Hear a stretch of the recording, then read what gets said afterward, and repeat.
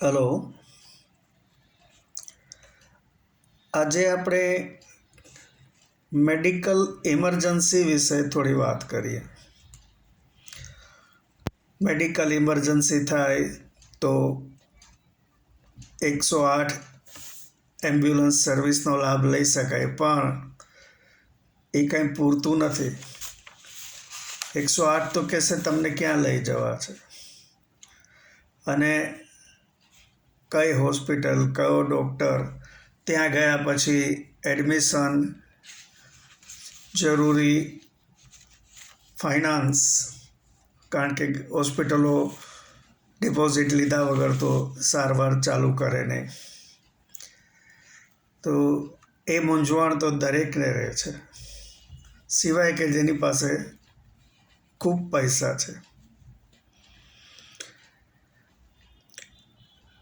સોસાયટીના બેન્ચ પર બેઠા બેઠા મેં એક વડીલને હજુ તો એટલું જ કહેલું કે આપણા વિસ્તારમાં એક જ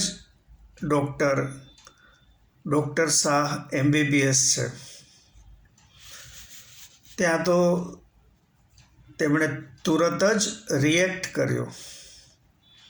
મને કહે કે મારા પત્નીના મૃત્યુ માટે હું એમને જવાબદાર ગણું છું. મને ખૂબ નવાઈ લાગી. તેમના પત્નીની તબિયત બગડતા તેમણે ડૉક્ટર શાહને વિઝિટે બોલાવ્યા. ચેકઅપ કરી ડૉક્ટર શાહ કહે, આમને કોઈ હોસ્પિટલમાં દાખલ કરી દો. હવે ક્યાં લઈ જવા, કેવી રીતે લઈ જવા, તેની ગાડમથલ શરૂ થઈ.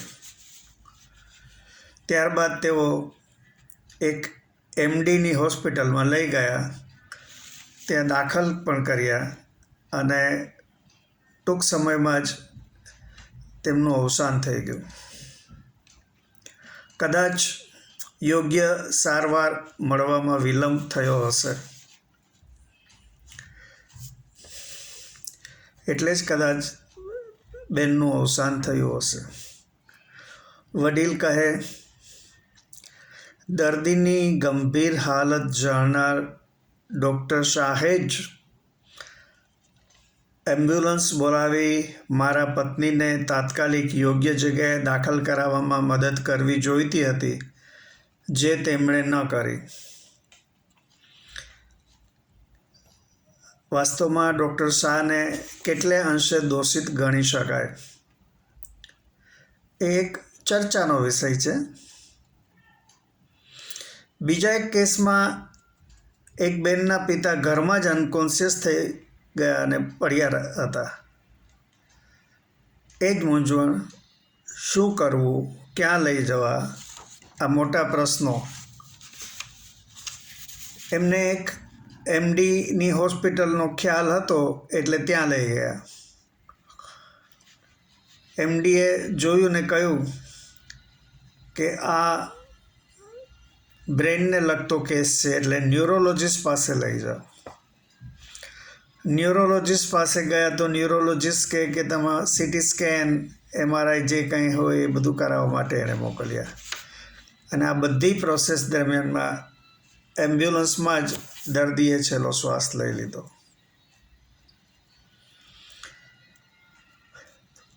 મેડિકલ ઇમરજન્સીને કઈ રીતે સંભાળવી એક ખૂબ મોટો પ્રશ્ન છે.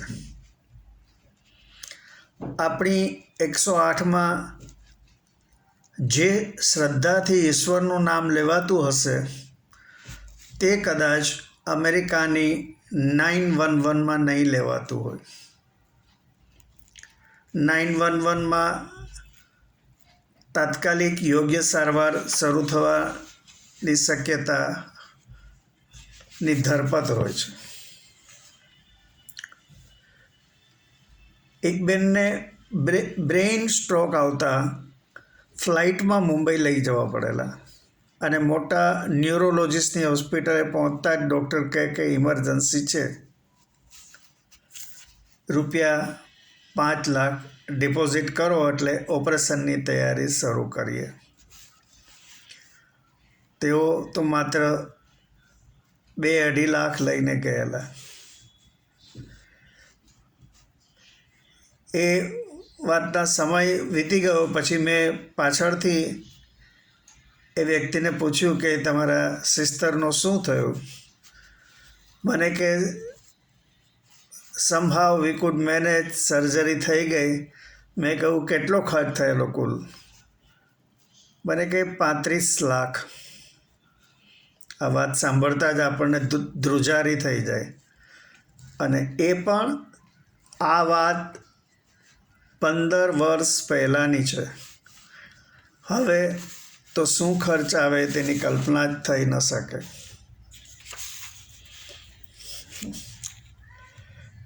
એડવાન્સ કન્ટ્રીઝમાં તો નાગરિકોના સ્વાસ્થ્યની ચિંતા સરકારને હોય છે. આપણે ત્યાં સરકાર પોતે જ અન્ય ચિંતાઓમાં ખૂબ વ્યસ્ત રહે છે. આપણા સરકારી કર્મચારીઓ, મંત્રીઓ વગેરે કોઈ સરકારી હોસ્પિટલમાં ઈલાજ કરાવતા નથી. પ્રધાનો પોતે અનુકૂળ હોય તો અમેરિકા જઈને જ ટ્રીટમેન્ટ લેવાનું પસંદ કરે છે. પરંતુ આ પરિસ્થિતિમાં સામાન્ય નાગરિક શું કરી શકે?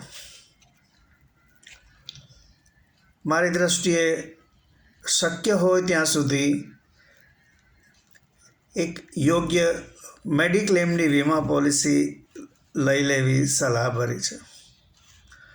ઉપરાંત અકસ્માતની પણ વીમા પોલિસી લેવી ખૂબ જરૂરી.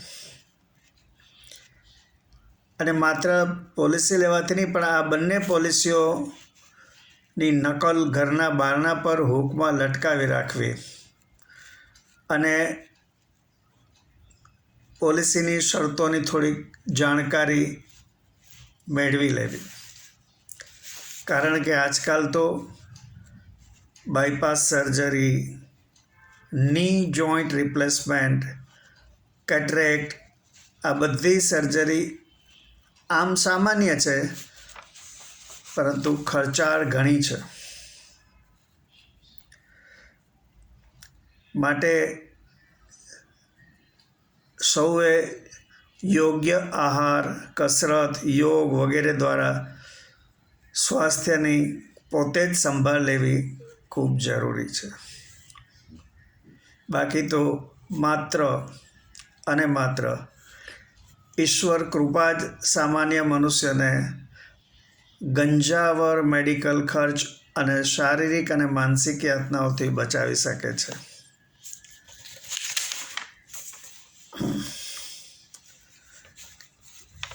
પરંતુ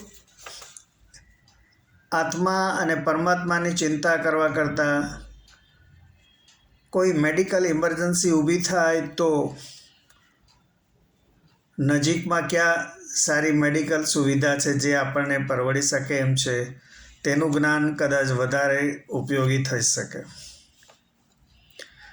માની લો કે ઘરનો મુખ્ય વ્યક્તિ જ ગંભીર રીતે બીમાર થઈ જાય અને હોસ્પિટલ સુધી પહોંચાડવામાં આવે તો હોસ્પિટલવાળા ઇમરજન્સીમાં જ તમને એની મેડિકલ હિસ્ટ્રી અને કઈ કઈ દવાઓ લે છે વગેરેની જાણકારી આપવા કહેશે.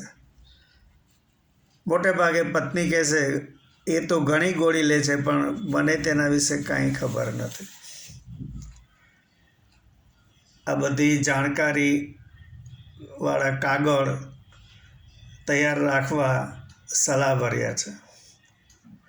આપને મારી આ વાત ગમી હોય તો મારા વિડીયોને લાઈક, શેર અને મારી ચેનલને સબસ્ક્રાઈબ કરજો. આભાર.